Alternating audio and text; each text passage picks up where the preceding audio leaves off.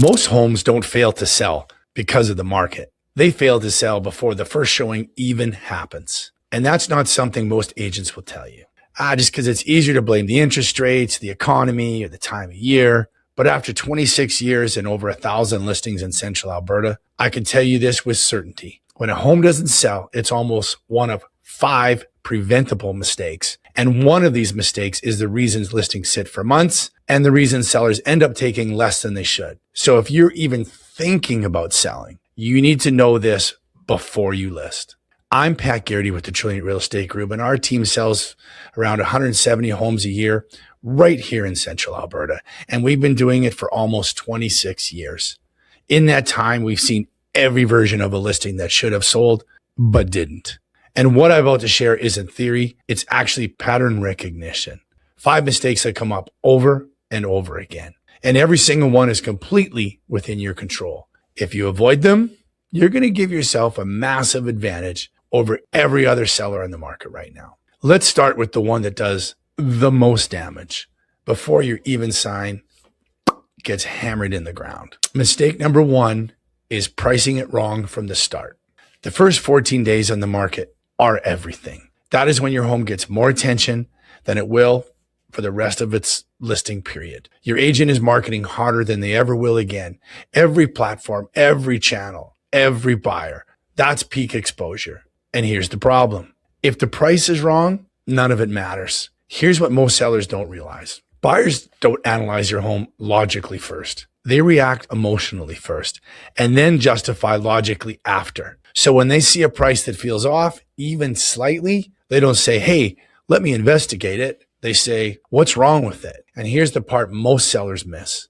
That feeling doesn't go away during showings. Buyers walk in looking for problems. Instead of reasons to buy, they're driving to the showings thinking, is it backing onto something? Is there an issue with the house? Why hasn't this sold yet? You've actually lost them before they even walk through your door. Remember, marketing is the hook, price is the bait. If the bait is wrong, the buyers will move on. And once they move on, they typically don't come back. Every buyer evaluates a home based on 3 things: price, condition, and location. That's it. Those are the only variables. And in almost every case, buyers are balancing 2 of those 3. A home in a great location, in great condition, the price will be higher. Buyers accept that. A home priced aggressively in a great location, the condition probably needs work. The buyers will factor that in. A home in great condition at a great price, well, the location is probably the trade-off. Motivator buyers will make peace with it. If you're priced too high, buyers arrive already questioning the other 2, versus a well-priced home when buyers arrive hoping to find the reasons to say yes. That's the difference pricing makes. It changes the entire psychology of the showing well before it even starts. I had a seller who was convinced their home was worth around $75,000 more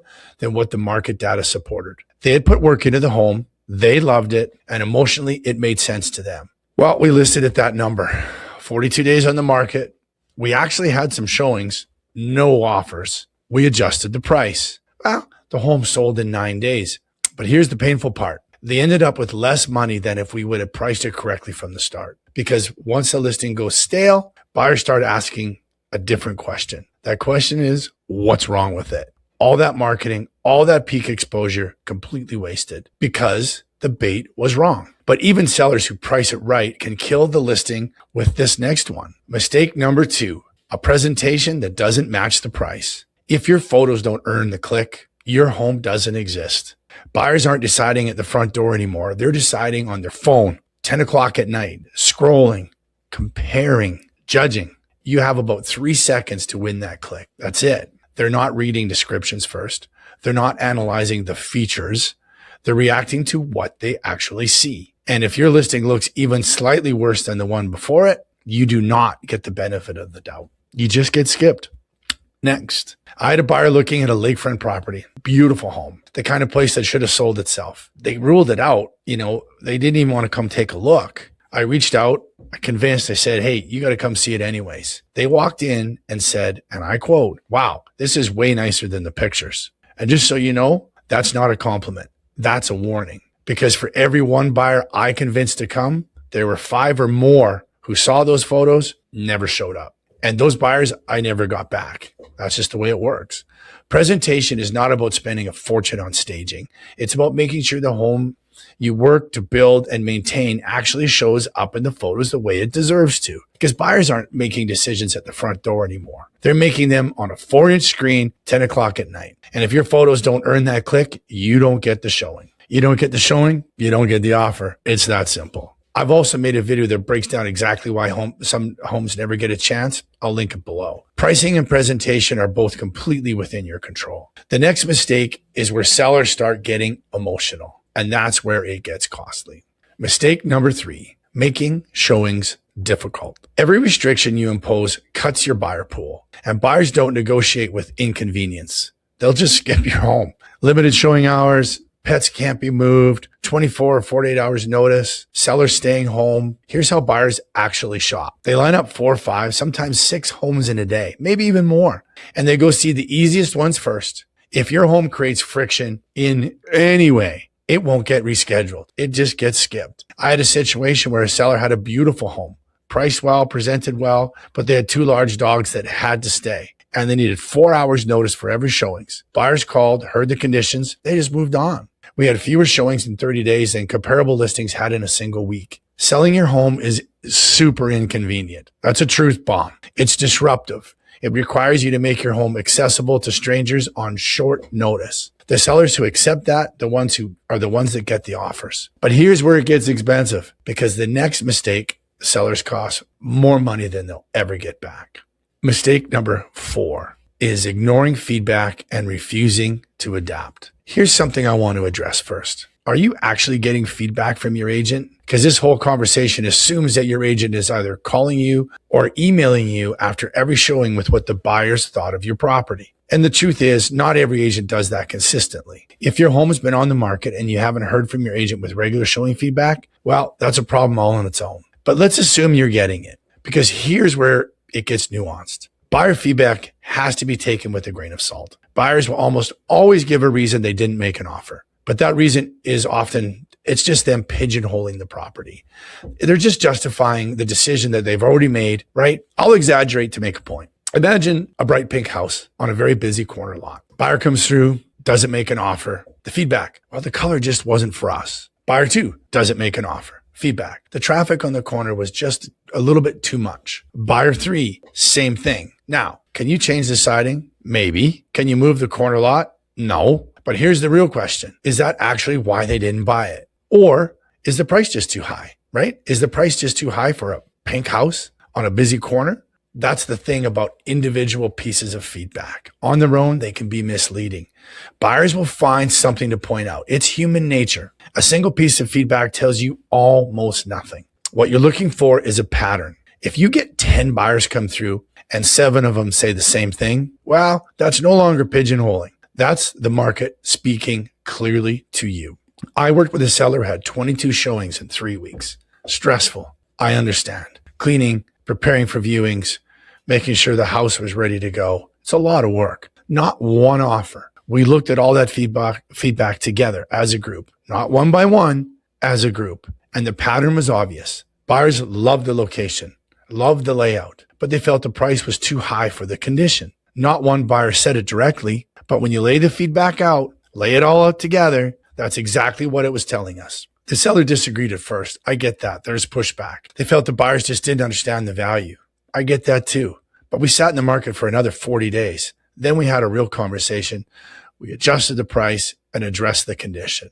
Sold it, but for less than they could have earlier. So here's what I want you to take from this. One piece of feedback, note it, move on. A pattern in the feedback, pay attention, adapt, and quickly, because the market is always telling you something. Your job, your agent's job, is to listen to it all together and to understand what it actually means. Your feelings about your home are valid. I get it. You live there. It's your home, but they are not data.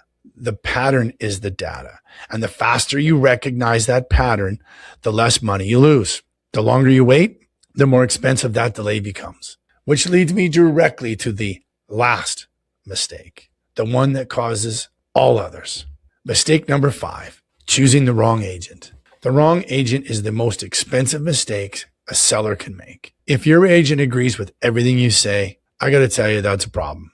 If they avoid hard conversations, that as well is a problem. If they don't challenge your price, your presentation, or your strategy, that is a problem. Bad agent. Yeah, we could try that price. Sure, no problem. Good agent. Here's why I don't think that price will work, but here's what will and why.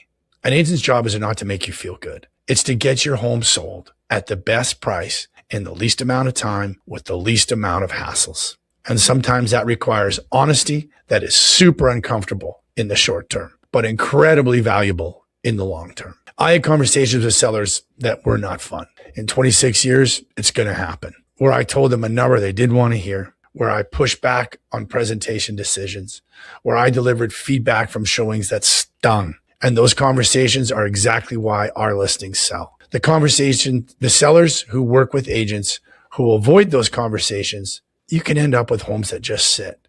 And then they come to us. Choose someone who will tell you the truth, even when the truth is hard. That's the only agent that is worth hiring. Most sellers think the market decides whether their home sells. But now you know that's not true. It's price, presentation, clean access, feedback, agent. Get those right and everything else works. Remember, marketing is the hook, price is the bait. Get the bait right and everything else falls into place. If you're even thinking about listing, don't guess at your price. That's the fastest way to lose money. Call or text me directly at 587-815-5152. I will give you the honest number, even if it's not what you want to hear. That's what almost 26 years in the business earns you. I'm Pat Garritty with the Trillion Real Estate Group. Be better every day.